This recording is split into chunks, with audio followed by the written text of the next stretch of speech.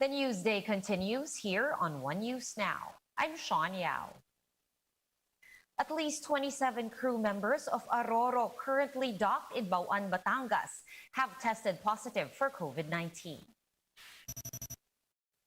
Port officials said the MV St. Anthony de Padua traveled from Caticlan in Aklan to Batangas last month. Some 80 crew members remain aboard for quarantine while authorities conduct contact tracing. There were around 400 passengers on board the Roro. Sinisiguro po namin na lahat po ng aktibidad ngayon na gagawin po doon sa barko ay may approval ang ating health officials, BOQ and both the local health officials dito sa Batangas. The NBI says they have already received a formal request to investigate the fake news on vaccinations last week. In an interview with One News's Agenda, NBI Cybercrime Division Chief Victor Lorenzo said they now have leads on the authors of the fake news that led to chaos in several vaccine sites in the metro. However, Lorenzo claimed that the incidents were most likely not politically motivated. Nakikita namin hindi siya politically motivated kasi walang bearing sa remember sir, iba-ibang jurisdiction yung pinagsasabihan nila na walang ayuda pagka hindi ka vaccinated. Isa sa Quezon City, Makati, Las Piñas. So wala hong pattern So ang tinitingnan namin mga nuisance lang ito sir mga nuisance na sa cyber criminals. Gusto lang nila manginis or para tingnan lang nila kung ano magiging resulta out of curiosity.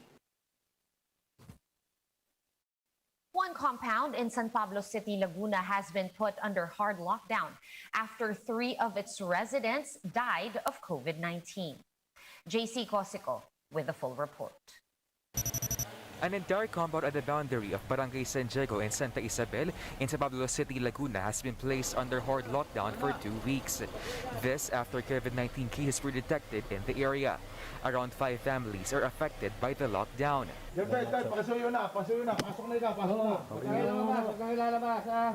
The City Health Office said the patriarch of one family who is a senior citizen was the first one to experience symptoms on July 25. Base po sa pag-iimbestiga namin, ay ang unang nagkaroon ng sintomas ay ang ama nila. After that, his son and 2 daughters manifested symptoms and eventually tested positive for the virus.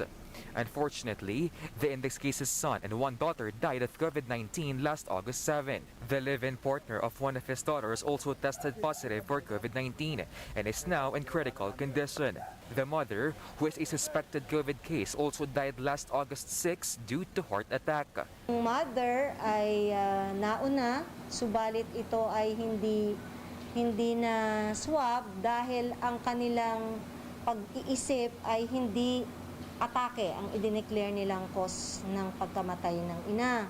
Subalit sumunod na doon ay ang mga sintomas ng hapo doon sa ibang family members, kaya't sila ay aming na-swab at napatunayan kahapon na sila ay mga positive sa COVID. Contact tracing, swab testing, and disinfection are being conducted during the lockdown period. Some residents living nearby are worried for their safety. Ako'y yung sinama din at ako'y may sakit sa puso. Okay. Ay ako'y nilagnat ay siyempre dito dadaan. Ay. Hindi natin nakikita ang kalaban. Nakakakaba din, baka mamaya ay mahawaan. COVID-19 infections in the city have reached over 5,000, 292 of which are active cases. San Pablo has also recorded 11 Delta variant cases, but all of these have been tagged as recovered. Still, the LGU believes the more transmissible COVID variant has been causing the increase in daily cases in San Pablo City. Iniimbestigahan din yung mga naturang barangay na nagkaroon ng Delta variant kung baka mamaya lumaganap na rin doon sa mga naturang lugar. So, ongoing din yung ating mga testing din doon. The LGU is monitoring 12 high-risk barangays after recording high average daily attack rate. They are now calling on residents to observe minimum public health standards as Laguna remains under enhanced community quarantine.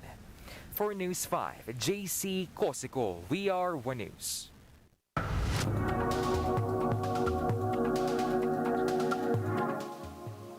Beijing says it's now just working on some finishing touches for its hosting of the 2022 Winter Olympics.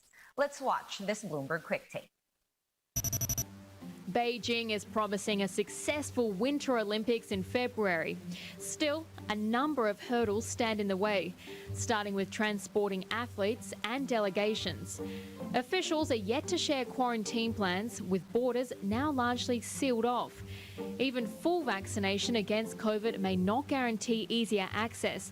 There's evidence China's shots offer less protection against the Delta variant. International fans could be limited, but Beijing may allow home crowds capped at 2/3 of venue capacity. For other social distancing rules, organisers will have paid close attention to the Tokyo playbook. We could again, for instance, see winners putting medals around their own necks. Infrastructure is where Beijing can shine.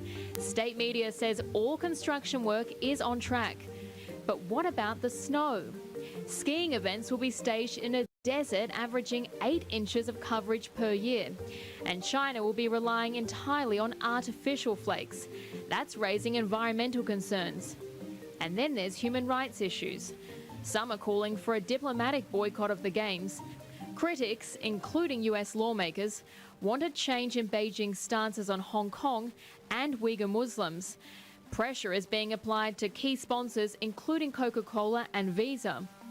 China says any rational company will respond with the right judgment, particularly those who have benefited from its breakneck growth. With these games, Beijing has a chance to dazzle the world. Officials are said to want at least 5 gold medals. Another challenge for a country historically weak in winter sports.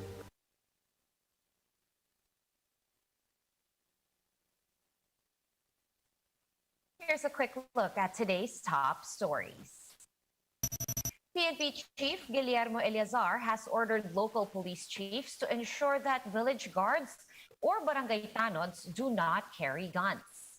This comes after one barangay tanod in Tondo, Manila gunned down a scavenger for violating curfew hours on Saturday.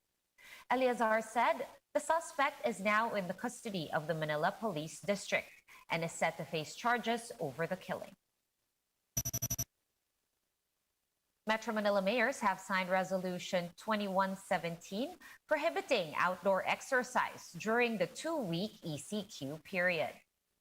This decision was made after a steady rise in COVID-19 cases across the NCR, as well as the detection of the Delta COVID variant in the region.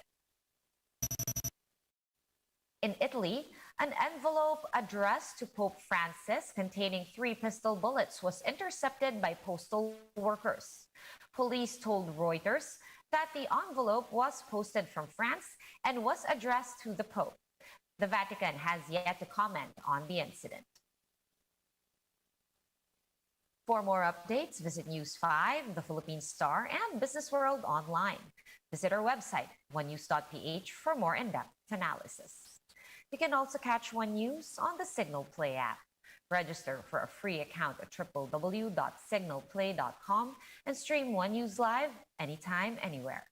Masks on, wash hands, and stay safe, Philippines. I'm Sean Yao. We are One News.